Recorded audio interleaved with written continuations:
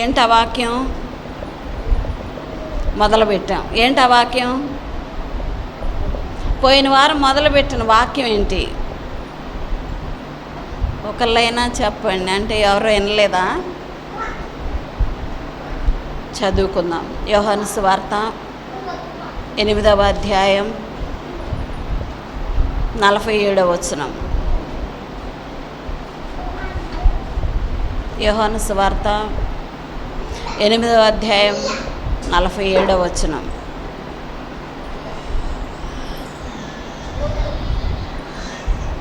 చదివేదా? చదువుకుందాం. 47వ వచనం. దేవుని సంబంధి అయిన వాడు దేవుని మాటలు వినును. మీరు దేవుని సంబంధులు గారు గనక మీరు వినరని చెప్పాను. చాలు. ప్రార్థన చేసుకొని వాక్యం ధ్యానం చేద్దాం. మహోన్నతుడా, కృపగల దేవా, సర్వశక్తిమంతుడా, సర్వోన్నతుడా, మీకు స్తోత్రాలు చెల్లిస్తున్నాం ప్రభా.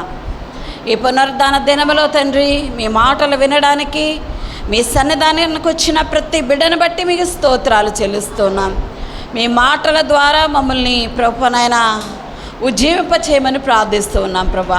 మీ మాటల ద్వారా మా హృదయాలను ప్రభా తెరవచేయండి ప్రభా. లూదియా హృదయం ఎలా అయితే తెరవబడిందో ప్రభా, ఆ రీతిగా ప్రతి బిడ్డ హృదయం తెరవబట్టడానికి సహాయం చేయండి.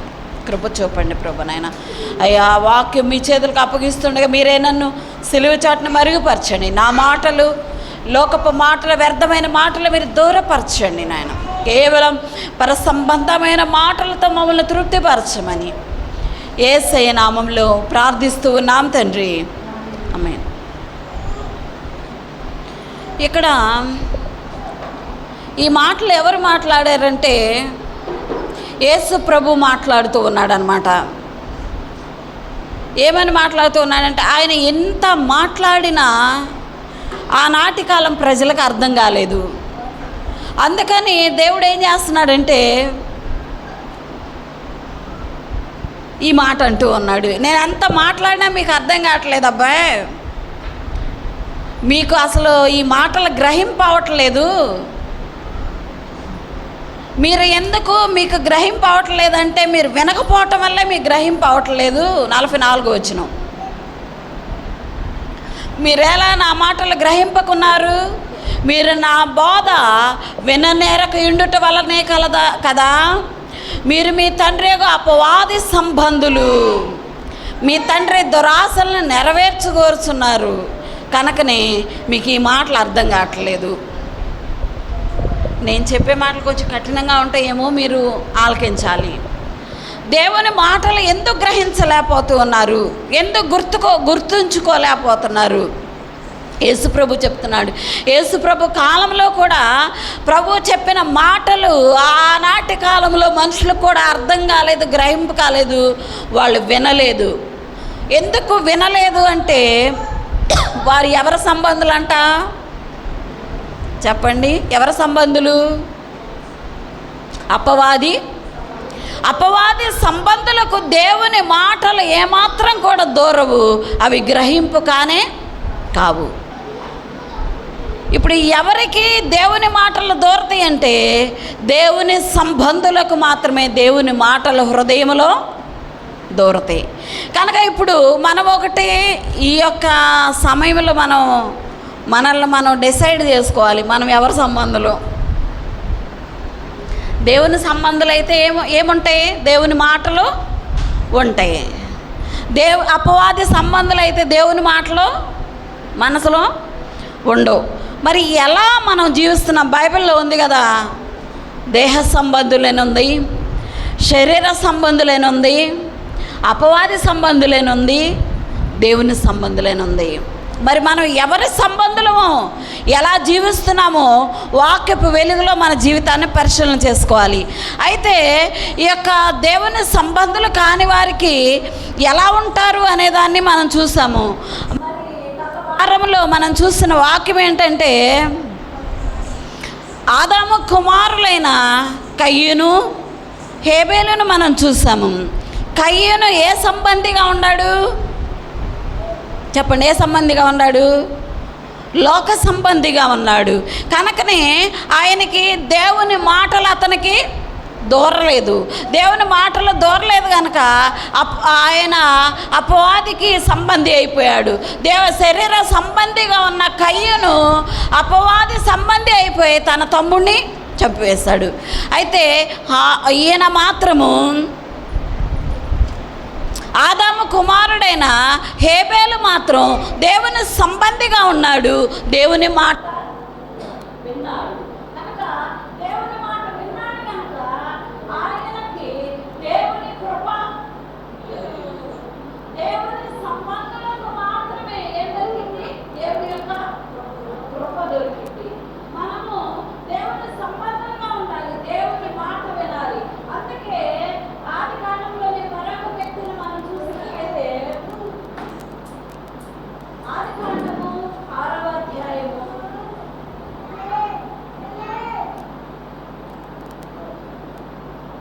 7వ వచనం దగ్గర నుంచి చూద్దాం.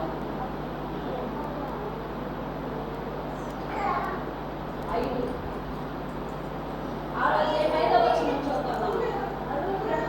నరుల చెడుతనము భూమి మీద గొప్పదనియు వారి హృదయములోని తలంపుల్లోని ఊహ అంతయు కేవలము చెడ్డదనియు యెహోవా చూసి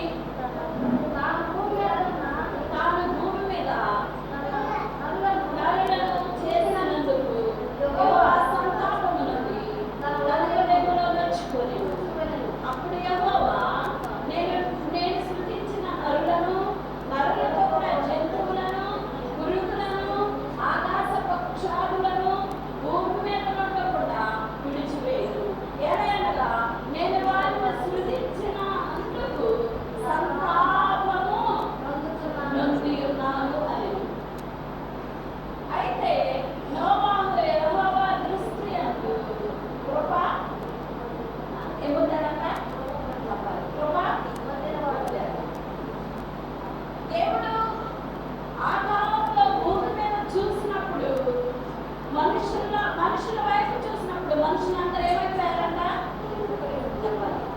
వారి హృదయం యొక్క తలంపులు, ఆలోచనలు, ఊహలంట ఎవరు కనపడతాయి? ఊహలు ఎవరైనా కనపడతాయా? అందుకే ఈ మధ్యకాలంలో భార్యలు ఏం చేస్తున్నారంటే హస్బెండ్స్ని చంపేస్తున్నారు.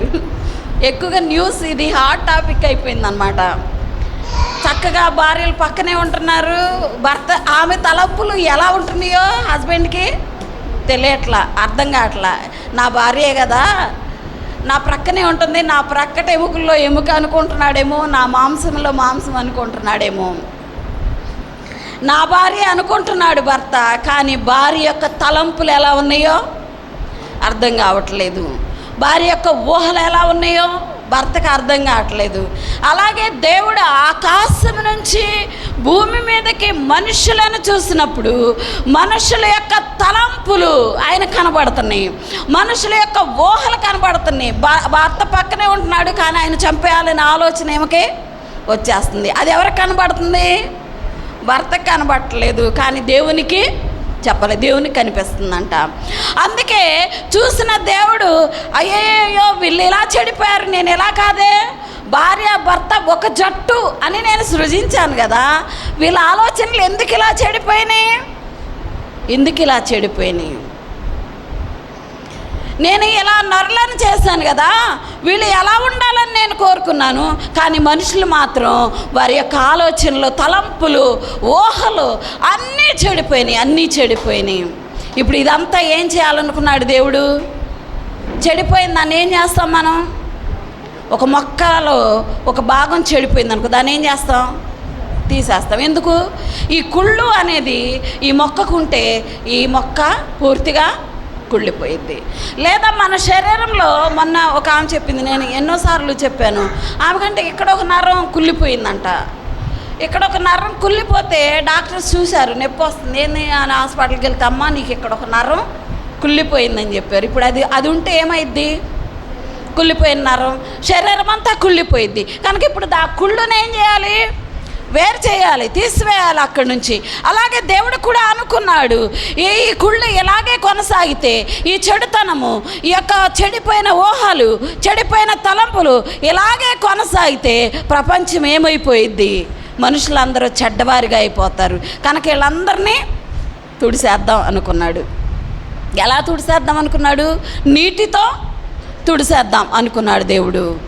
భూమి మొత్తాన్ని నీటితో తుడిసేద్దాం, చెడుతనాన్ని అంతటిని తుడిసివేద్దామని దేవుడు తలంచాడంట. తలంచి మనసులో బాధపడి, అయ్యో నేను నరుల్ని ఇందుకు కాదు కదా నేను సృజించింది, వాళ్ళందరూ ఫలించి అభివృద్ధి చెంది వాళ్ళు విస్తరించాలని నేను మానవుని సృజిస్తే, మానవుడు ఏమైపోయాడు చెప్పండి? ఏమైపోయాడు? సొంత ఆలోచనలు, ఊహలు, సొంత తలంపులు, సొంత ఆలోచనలు ఏమొస్తున్నాయో తెలియట్లా, ఏది వస్తే అది నెరవేర్చేస్తున్నారు. అందుకే ఈ తుడిచివేయాలనుకున్నప్పుడు దేవుడు మళ్ళీ ఒకవేళ కొత్త సృష్టి చేయాలనుకున్నాడేమో, అలా కొత్త సృష్టి చేయాలనే ఆలోచన దేవునికి వచ్చినప్పుడు, అయితే నోవాహు మాత్రం ఒకే ఒక వ్యక్తి, ఎంత గొప్ప ప్రపంచంలో ఒక వ్యక్తే చెప్పాలి, ఇంత గొప్ప ప్రపంచంలో ఎవరు కనపడుతున్నారు? నోవాహు ఒక్కడే కనపడ్డాడంట దేవుని దృష్టికి.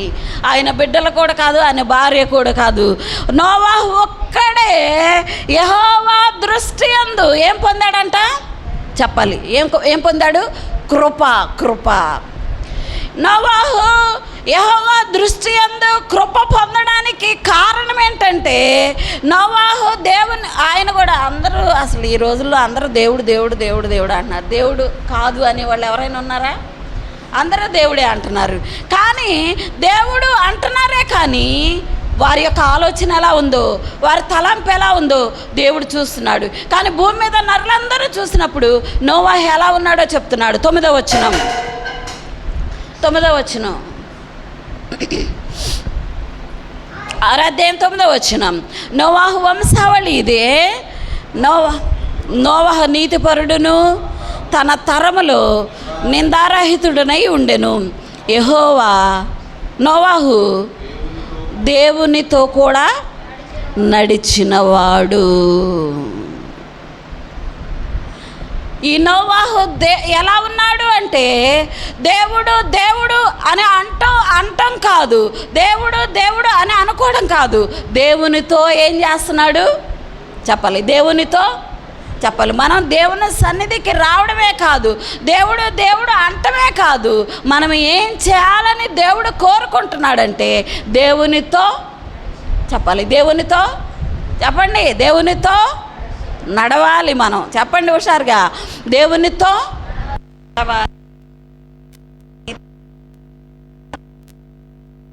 డౌట్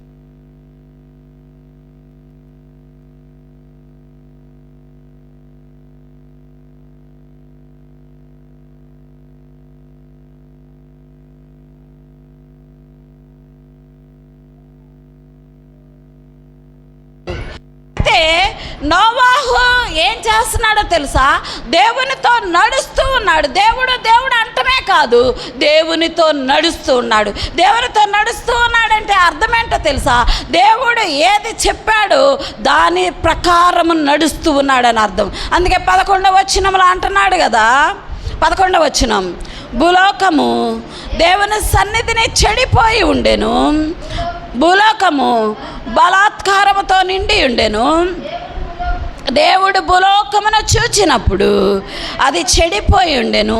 భూమి మీద సమస్త శరీరులు తమ మార్గములను చెరిపివేసుకొని ఉండిరి. అప్పుడు మానవుల పరిస్థితి ఎలా ఉంది దేవుడు చెప్తున్నాడు. నోవాహు ఒక్కడే దేవునితో నడుస్తూ ఉన్నాడు. దేవుడు భూలోకాన్ని చూసినప్పుడు దేవుడి సన్నిధిలో భూలోకములో ఉన్న మనుషులందరూ ఎలా ఉన్నారంట? లోకం అంటే మట్టి కాదు, లోకం అంటే గురజాడ అప్పారావు గారు. అంటే లోకములో ఉన్న మనుషులందరూ కూడా దేవుని సన్నిధిలో, ఎక్కడో కాదు చెప్పండి, ఎక్కడ చెడిపోయారంట? దేవుని సన్నిధికి వస్తున్నారు కానీ వారి ఆలోచనలు దేవుడికి అనుకూలంగా లేవు. వారి తలంపులు దేవునికి అనుకూలంగా లేవు. ఆలోచనలు, తలంపులు దేవుని చిత్త ప్రకారం ఉంటే వారే పరిశుద్ధులు. ఆలోచనలు, తలంపులు నీ ఇష్ట ప్రకారం ఉంటే వారేమైపోయినట్లు? దేవునితో నడిచినట్లు కానే కాదు. నీ ఆలోచన నువ్వు నెరవేర్చుకుంటున్నావు, నీ తలంపు నువ్వు నెరవేర్చుకుంటున్నావు, నీకేది అనిపిస్తే అది చేస్తున్నావు. అది దేవుని చిత్తం ఎలా అయింది? నీకేది అనిపిస్తే అది చేసి, నీకు ఏది ఆలోచన వస్తే దాని ప్రకారం నువ్వు నడుచుకొని దేవుడు దేవుడు అంటే ప్రయోజనం చెప్పాలి, ప్రయోజనం లేదు. నోవాహు దేవునితో నడుస్తున్నాడు. భూలోకమంతా దేవుని సన్నిధిలో చెడిపోయి ఉంది. దేవుడు దేవుడు అంటున్నారు కానీ దేవుని ఆలోచన ప్రకారం ఒక్క మనుషుడు కూడా నడవట్ల. అందరూ వాళ్ళ మతికి ఆలోచన వస్తుంది, ఏది చేయాలనిపిస్తే అది చేయడం, ఏది ఎలా నడవాలనిపిస్తే అలా నడవడం. అలా అలవాటు పడిపోయారు మనుషులు. కనుక అలవాటులో మనుషుని యొక్క ఆలోచన ఎలా ఉండిందంటే బలాత్కారముతో చెప్పాలి, బలాత్కారముతో నిండిపోయాను అని ఉంది. మానవులు ఎలా అయిపోయారు? నేను ఈ మాట గురించి ఇంతకుముందు చెప్పాను, మరలా చెప్పే అవకాశం దేవుడు నాకు ఇచ్చాడు. ఎందుకో పదే పదే ఈ వాక్యమే వస్తుంది నాకు. మనుషులు ఎలా అయిపోయారంటే బలాత్కారముతో నిండిపోయారు. ఏంటి బలాత్కారము? ఇప్పుడు మనం ఒక చీర కొనటానికి షాప్కి వెళ్ళినప్పుడు మంచి చీర మనకిస్తాడు, అది మనకు నచ్చదు. మనకు నచ్చినప్పుడు ఏం చేస్తాం? ఏదో ఒక కలర్ఫుల్ అక్కడ కనిపిస్తుంది, నాకు ఇది వద్దు అది కావాలంటావు. కానీ ఇంటికి వెళ్ళి దాన్ని విప్పిన తర్వాత ఏముంటాయి? లోపల కొయ్యజరుగులు ఉంటాయి, ఏదన్నా మిస్ప్రింట్లు ఉంటాయి. కానీ నీ ఆలోచన ఏమైపోయింది? కరెక్ట్గా లేదు. అందుకే నువ్వు సెలెక్ట్ చేసుకునే విషయాలు అలా సెలెక్ట్ చేసుకున్నావు కనుక నీ యొక్క ఆయన చెప్పడు, ఆయనకి తెలుసు. షాప్ అతనికి అది మిస్ప్రింట్ ఉందని తెలుసు, దాంట్లో ఇవి ఉంటాయి అని తెలుసు, కొయ్యి జరుగులు. అయినా సరే అతను చెప్పడు. ఎందుకు?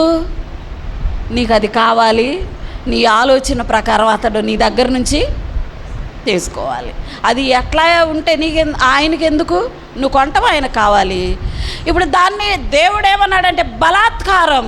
మనుష్యుడు ఎలా అయిపోయాడంటే బలాత్కారంగా. ఇప్పుడు ఏ హోటల్స్ చూసినా కుళ్ళిపోయిన ఆహారం పెడతారు, దానికి మంచి కలర్స్ వేసి అందంగా డెకరేషన్ చేసి. మనం ఇంటి దగ్గర కనీసం కొత్తిమీర తెచ్చి దాన్ని కట్టకుండా కూరలో వేయటానికి ఇష్టపడం. ఎందుకు? కడిగావా అని 100 సార్లు అడుగుతాం. ఎందుకు? మనం శుభ్రంగా చేసుకుంటాం. కానీ కొన్నిసార్లు బయట నుంచి మనం ఆహార పదార్థాలు తెస్తున్నాం, వాళ్ళు కడుగుతారా? కడగరు. కానీ వాటిని మనం ఏం చేస్తున్నాం? తింటున్నాం. ఇప్పుడు వాళ్ళు ఎందుకు అలా చేస్తున్నారు? ఎందుకు కడగటం లేదంటే ఏ రీతిగానైనా మనుషుల కన్నులను మాయ చేసి వాళ్ళు బలాత్కారంగా నీ దగ్గర నుంచి డబ్బు వసూలు చేయాలి. అది నీ ఆరోగ్యం చెడిపోతే వాళ్ళకెందుకు? నువ్వేమైపోతే వాళ్ళకెందుకు? నువ్వు వెళ్తున్నావు కాబట్టి నీ దగ్గర నుంచి ఎలాగోలాగా డబ్బులు తీసుకోవాలి కనుక ఆ మనుష్యుడు ఏం చేస్తున్నాడో తెలుసా? బలాత్కారంగా మనుషులను దోసుకోవడం స్టార్ట్ చేశాడు. అందుకే ఏ బిజినెస్ అయినా చూడండి,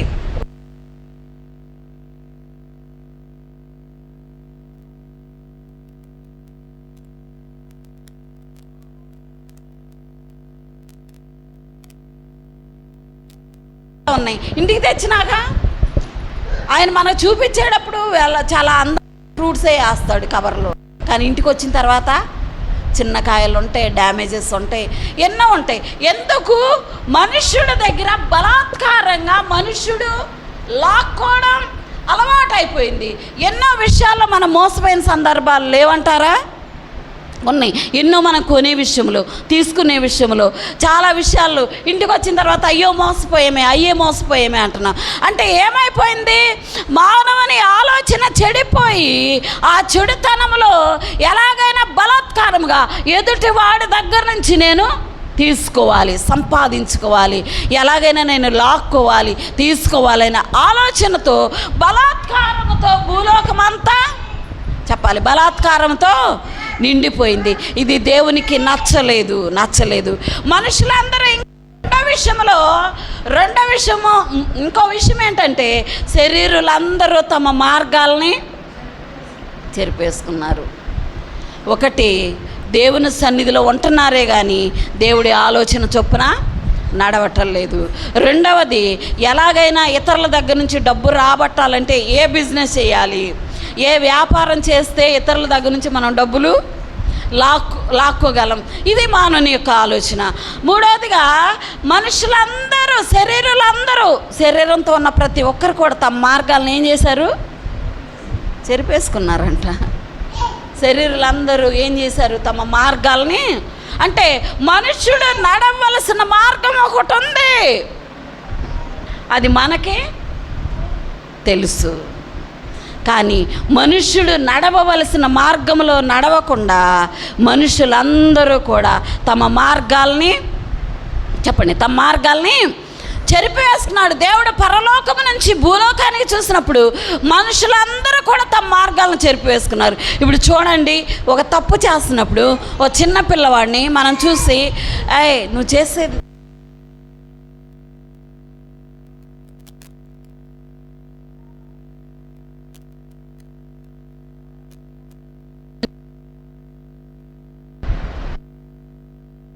ఉంటుంది.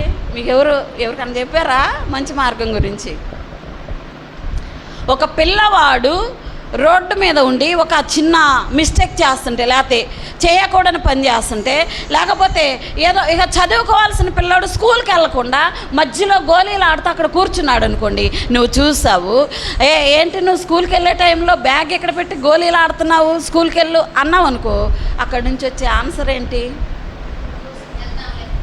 నీకెందుకు? మా అమ్మ నాన్నకి లేని బాధ నీకెందుకు? ఇదేనా? ఏదన్నా కానీ నీకెందుకు? ఈ మాటైనా ఇంకో మాట వచ్చిద్దా? ఎందుకు ఇలా అయిపోయారంటే, అంటే ఆ పిల్లవాడి యొక్క మార్గం ఏంటి? ఆ పిల్లవాడు స్కూల్కి వెళ్ళాలి, అది అతను నడవలసిన మార్గం. ఆ మార్గాన్ని వదిలేసి వేరొక మార్గంలో వెళుతున్న వ్యక్తిని మనం హెచ్చరిస్తే వాళ్ళు చెప్పే ఆన్సర్ ఏంటంటే నీకెందుకు. అప్పుడు నువ్వు రెండోసారి చూస్తావు. ఫస్ట్ సారి ఈ పిల్లాడు ఇలా అన్నాడు, రెండవసారి నువ్వు చూసినప్పుడు ఏమనుకుంటావు మనసులో? మళ్ళీ చెప్తావా? ఎందుకు చెప్పరు? మనకెందుకు, చెప్పటం ఎందుకు, నీకెందుకు అని అనిపించుకోవటం అవసరమా? అలాగా మనుషులందరూ కూడా, అంటే చిన్నవాడు చేసే తప్పది, పెద్దవాడు చేసే తప్పు ఇంకొకటి ఉంది, అంతకంటే పెద్దవారు చేసే తప్పు ఇంకొకటి ఉంది. ఇలా మనుషులందరూ కూడా వారు నడవవలసిన మార్గాలని ఏం చేశారు? చెరిపేశాడు. భర్త చేయవలసిన పని భార్య చేస్తుంది, భార్య చేయవలసిన పని భర్త చేస్తున్నాడు. ఇప్పుడు వంట ఎవరు చేస్తున్నారు? 90% ఇళ్లల్లో, అంటే మన ఇలాంటి చోట్ల కానీ చాలా టౌన్లో హస్బెండ్సే వంట చేయాలి, వాళ్ళే అన్నీ చేయాలి. కారణం ఏంటి? మార్గాల్ని చెప్పండి. మీకేం అర్థమవుతుందో ఇవన్నీ చూస్తుంటే? మనుషులందరూ తమ మార్గాల్ని చెరిపివేసుకున్నారు. దానివల్ల ఏం జరుగుతుంది? మనుషులందరూ మార్గాన్ని చెరిపివేసుకుంటే దేవుడు చూస్తూ ఊరుకుంటాడు అనుకుంటున్నారా? బైబిల్ గ్రంథంలో నుంచి ఒక మాటను మనం చూద్దాం. హెబ్రీయులకు రాసిన పత్రిక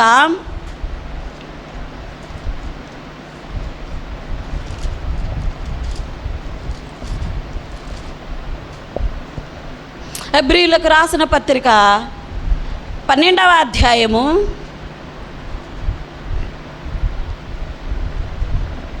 25వ వచనం.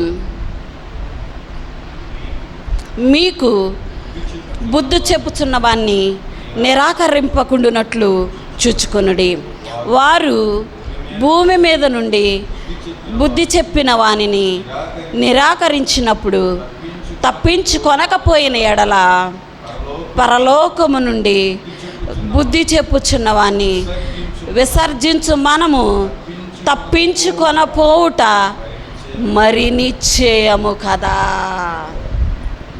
ఇక్కడ దేవుడు ఒక మాట అంటూ ఉన్నాడు. భూమి మీద మనకి గవర్నమెంట్ కొన్ని రూల్స్ ఇచ్చింది. గవర్నమెంట్ మనకి కొన్ని రూల్స్ ఇచ్చినప్పుడు వాటిని ఏం చేస్తాం, మనం తప్పిపోయామనుకోండి, అప్పుడు ఎవరు వస్తారు? పోలీసులు వస్తారు. ఎందుకు వస్తారు? గవర్నమెంట్ నీకు ఇచ్చిన రూల్స్ని నీవు పాటించలే, అంటే ఆ మార్గంలో నీవు నడవలేదు కాబట్టి పోలీసులకు ఆ హక్కు ఉండిద్ది. ఎందుకంటే గవర్నమెంట్ ఇచ్చిన మార్గంలో నీవు నడవకుండా వేరొక మార్గంలో నీవు నడిచినట్లయితే నిన్ను శిక్షించడానికి భూమి మీద ఉన్న వ్యక్తే తనకి మంచి మార్గము చెప్పే వ్యక్తి నుంచి తప్పించుకోలేడు. ఎందుకంటే తప్పు చేస్తే శిక్షించడానికి మనకి పోలీసు వ్యవస్థ లేకపోతే ఇంకా అధికారులు ఉన్నారు. ఒకవేళ ఈ భూమి మీద బుద్ధి చెప్పేవాని గురించి నువ్వు తప్పించుకోకపోతే, ఒక మర్డర్ చేశారనుకోండి, ఎంత తప్పించుకొని తిరిగినా ఎప్పటికోసారి పోలీసులు పట్టుకొస్తారు కదా, ఎక్కడున్నా వెతికి పట్టుకొస్తారు. అయితే భూమి మీద ఉన్న వ్యక్తినే ఎక్కడున్నా పట్టుకొస్తున్నారు కదా. మరి పరలోకమందున్న దేవుడు మనకు బుద్ధి చెప్తున్నాడు. ఏమని? మీరు నడవవలసిన మార్గము ఇది.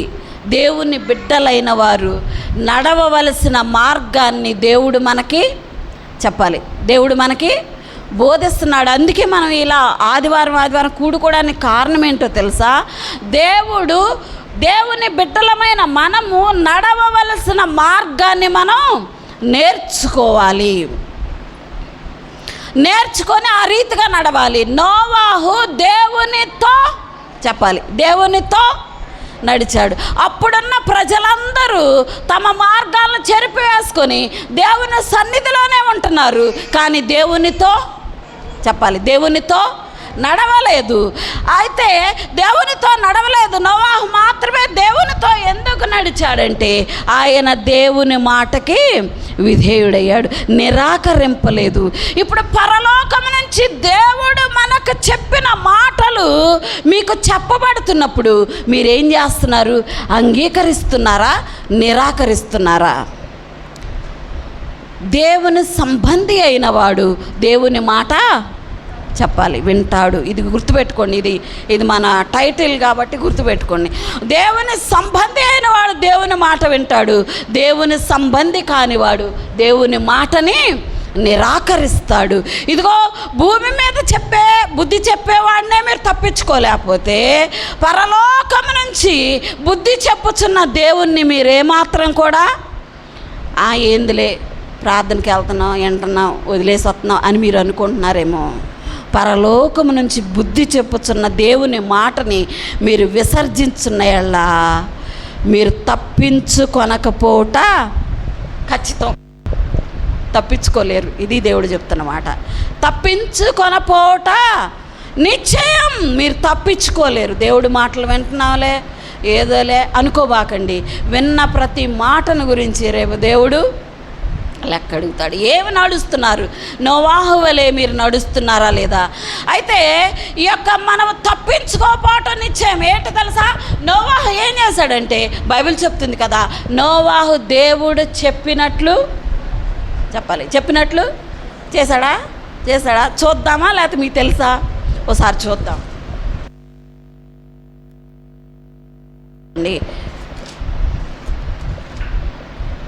6వ అధ్యాయము 22వ వచనం.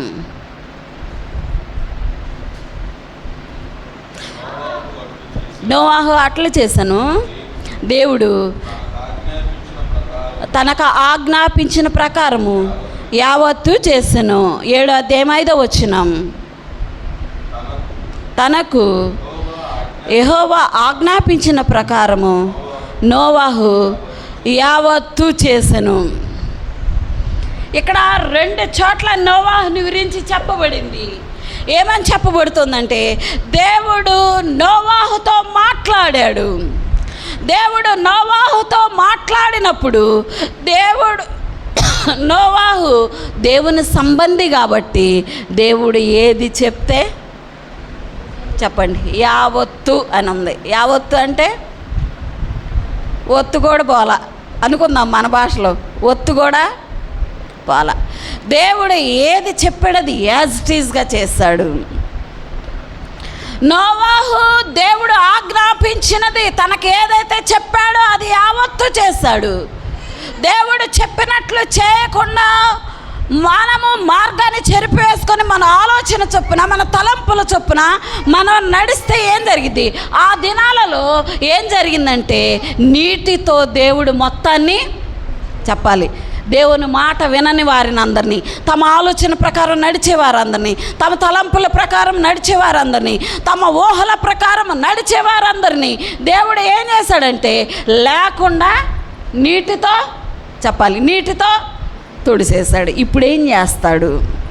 దేవుని హెబ్రీ పత్రికే చూద్దాం. దేవుని మాటలు వింటున్న మనము దేవుని మాట ప్రకారం నడవకుండా, దేవుని బుద్ధి చెప్తున్నప్పుడు బుద్ధి తెచ్చుకొని బుద్ధి ప్రకారం నడవకుండా మనం ఉంటే 26వ వచనం, హెబ్రీ పత్రిక 12:26వ వచనం, అప్పుడు ఆయన శబ్దము భూమిని చెలింపజేసెను, కానీ ఇప్పుడు నేను ఇంకొకసారి భూమిని మాత్రమే గాక ఆకాశమును కూడా కంపింపజేతును అని మాట ఇచ్చి ఉన్నాడు. ఎవరు మాట ఇచ్చింది? 29వ వచనం, 28, 29 వచనాలు. అందువలన మనము నిశ్చలమైన రాజ్యమును పొంది దైవ కృప కలిగి ఉందుము. ఆ కృప కలిగి వినయభక్తులతో దేవునికి ప్రీతికరమైన చేదుము.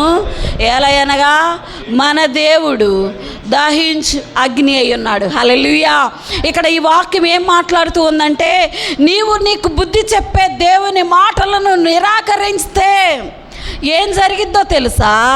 ఆయన అప్పుడు భూమిని మాత్రమే తుడిచేశాడు. ఇప్పుడు భూమిని ఆకాశాన్ని కూడా దేవుడు తుడిచివేయాలనుకుంటున్నాడు. ఏమనుకుంటున్నాడు చెప్పండి? దేవుని యొక్క ఆలోచన ఏంటో తెలుసా? నోవాహు కాలంలో భూమి మీద ఉన్న ప్రతి ఒక్క దానిని తుడిచివేశాడు.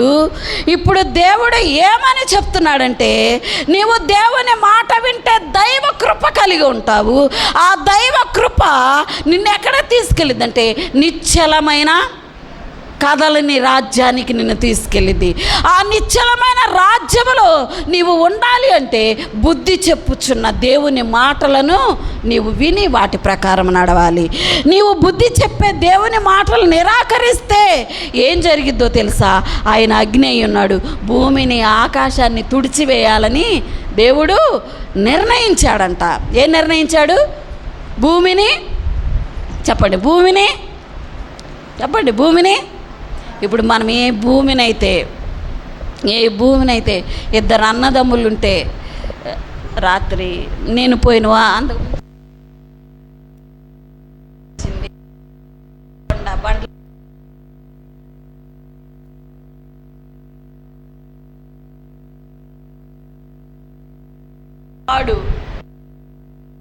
పాడు సంపాదించిందో ఇప్పుడు 4 పిల్లలు, ఆమెకి 2 కుమార్తెలు 2 కుమారులు.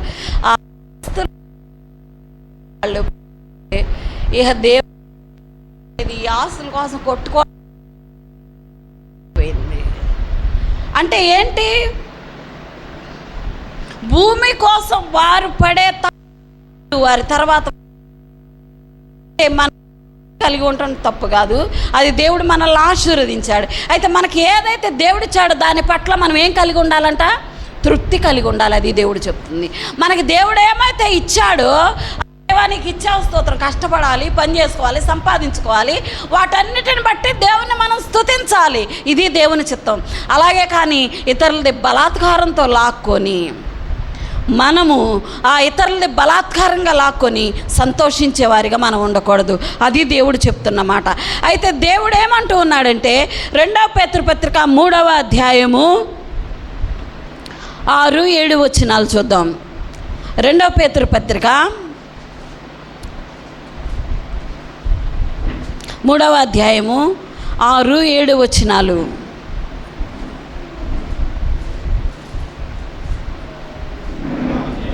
ఆ నీళ్ళ వలన అప్పుడున్న లోకము నీటి వరదలో మునిగి నశించెను. అయితే ఇప్పుడున్న ఆకాశమును భూమియు భక్తిహీనుల తీర్పును నాశనమును జరుగు దినము వరకు అగ్ని కొరకు నిలవ చేయబడినది. అదే వాక్యము వలన భద్రము చేయబడినది. హల్లెలూయా. ఈ వాక్యాన్ని మీరు మరలా ఇంటికి వెళ్ళిన తర్వాత చదవండి. అప్పుడున్న భూమిని దేవుడు నీటితో తుడిచివేశాడు, కానీ ఇప్పుడున్న ఆకాశాన్ని, భూమిని, భక్తిహీనులను, ఎవరిని? ఇప్పుడున్న ఆకాశాన్ని, భూమిని భక్తిహీనులు అంట. భక్తిహీనులు అంటే ఎవరు? దేవుడు అంటున్నారు కానీ దేవుని మాట ప్రకారం నడవట్ల. వారు భక్తిహీనులు అంటే దేవుని సన్నిధిలో ఉంటున్నారు కానీ దేవుని ఆలోచన ప్రకారం నడవట్ల. ఇప్పుడు భక్తిహీనులకు దేవుడు తీర్పు ఇస్తా ఉన్నాడు. ఏంటా తీర్పు అంటే నాశనము. ఏంటా నాశనం అంటే అగ్ని. ఈసారి దేవుడు భూమిని, ఆకాశాన్ని ఏం చేయబోతున్నాడో తెలుసా? అప్పుడు నీళ్లతో భూమిని మాత్రమే తుడిచివేశాడు. ఇప్పుడు ఆకాశాన్ని, భూమిని కూడా రెండిటిని అగ్నితో, చెప్పాలి, అగ్నితో తుడిచివేయాలనుకుంటున్నాడు. అగ్నికి తాళగలిగి నిలవబడినది ఏదైనా ఉందా?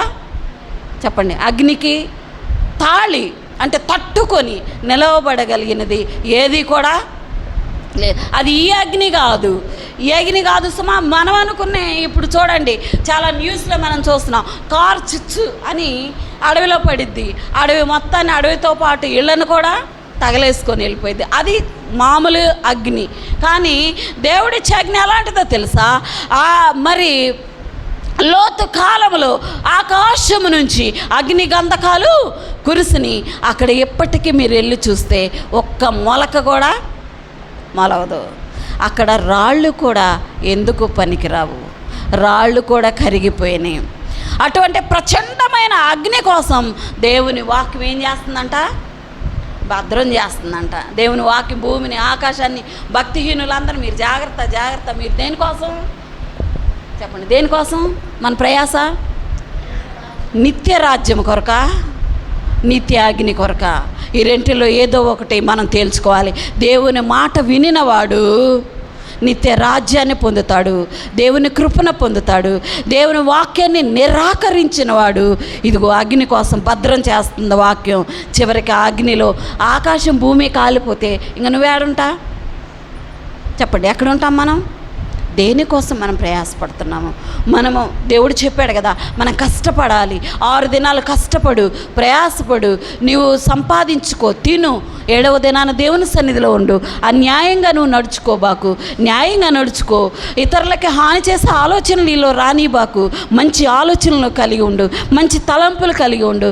నీకు సాధ్యమైతే నువ్వు తినేటప్పుడు ఎవరైనా పేదవారు, దిక్కులేని వారిని కనిపిస్తే వారికి ఒక ముద్ద భోజనం పెట్టు. ఇది దేవుడు చెప్పింది. ఈ రీతిగా నువ్వు నడుచుకుంటే నిత్య రాజ్యంలో నువ్వు స్థానం సంపాదించుకుంటావు. లేకపోతే నీ ఇష్టం వచ్చినట్లు నువ్వు నడుచుకుంటే నిత్య అగ్నికి ఆహుతి అయ్యే రోజు రాబోతుంది. కనుక మన జీవితాలు మనం సరి చేసుకొని దేవుని ఎదుట నిర్దోషులుగా నిలబడదాం. దేవుడు ఈ వాక్యాన్ని మన వినికిడిలో దీవించునుగాక. ఆమేన్. ప్రార్థన.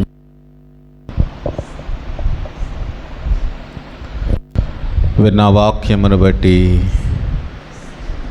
మనలను మనం పరిశీలన చేసుకుందాం. దేవుడు భూలోకాన్ని చూసినప్పుడు చెడిపోయి ఉన్నది. ఆ భూలోకం బలాత్కారంతో నిండిపోయి ఉన్నది. సమస్త శరీరులు తమ మార్గాన్ని వారే చెరిపివేసుకున్నారు. ఆ కాలములో నోవాహు దేవునితో నడిచాడు. భూమి బలాత్కారముతో నిండిపోయిన ఆ లోకములో, చెడిపోయిన ఆ లోకములో, సమస్త శరీరులు తమ మార్గాన్ని చెరిపివేసుకున్న ఆ లోకములో నోవాహు దేవునితో నడిచాడు. కారణం, నోవాహుకి దేవునికి మధ్య ఉన్న సంబంధం అలాంటిది. నోవాహు దేవునితో సంబంధాన్ని కలిగి ఉన్నాడు. ప్రజలందరూ విచ్చలవిడిగా తిరుగుతున్నప్పుడు, ప్రజలందరూ వారి ఇష్టానుసారంగా జీవిస్తున్నప్పుడు, ప్రజలందరూ కూడా వారి ఇష్టమైనటువంటి మార్గానికి తొలగిపోయినప్పుడు నోవాహు దేవునితో సంబంధం కలిగి దేవునితో నడిచిన వ్యక్తిగా ఉన్నాడు. దేవుని కృపను పొందుకున్న వ్యక్తిగా ఉన్నాడు. ఆ రీతిగా మనం ముందాం. నోవాహు వలె నేటి కాలంలో మనం జీవిద్దాం. ఆనాడు కాలం ఎలా ఉన్నదో ఈనాడు కూడా అలాగే ఇంకా భయంకరంగా తయారైపోయింది. ఈ పరిస్థితుల మధ్య కూడా మనం దేవునితో సంబంధం కలిగి దేవుని మాట వింటూ దేవునితో నడుస్తూ దేవుని కృప పొందుకునే వారంగా ఉందామా? లేకపోతే ఆనాడు జలప్రళయం ఏ రీతిగా అయితే వచ్చిందో ఆకాశము నుండి అగ్ని కురిపించబోతున్నాడు ఒక దినాన. దేవుడు దహించు అగ్ని అయ్యున్నాడు. దేవుని వాక్యం ద్వారా బుద్ధి చెప్పినటువంటి ఆ మాటలను బట్టి మనం జ్ఞాపకం చేసుకుంటూ ఆయనతో సంబంధం కలిగి ఆయనతో నడిచి ఆ కృపను పొందుకునే వారంగా ఉందాం. ప్రార్థన చేసుకుందాం. ప్రేమగల మా తండ్రి, పరిశుద్ధుడా, మీకు స్తోత్రములు చెల్లిస్తున్నాం నాయన. వినా వాక్యమును బట్టి మేము ఎంతగానో స్తుతిస్తూ ఉన్నాం. మీరు మాతో మాట్లాడినందుకు స్తోత్రములు. మీరు మమ్మలను బలపరిచినందుకు స్తోత్రములు. ఈ నీ మాటలు నాటబడటానికి, ఫలించటానికి సహాయం దయచే. ఈ మాటలు ఏవి వ్యర్థం కాకుండా నాయన ప్రతి ఒక్కరి హృదయములోనైనా ప్రతిధ్వనించటానికి, ఫలించటానికి సహాయం దయచేయమని మీరు మమ్మలను బలపరచమని వేడుకుంటూ యేసుక్రీస్తు పరిశుద్ధ నామములో ప్రార్థిస్తున్నాము తండ్రి. ఆమేన్.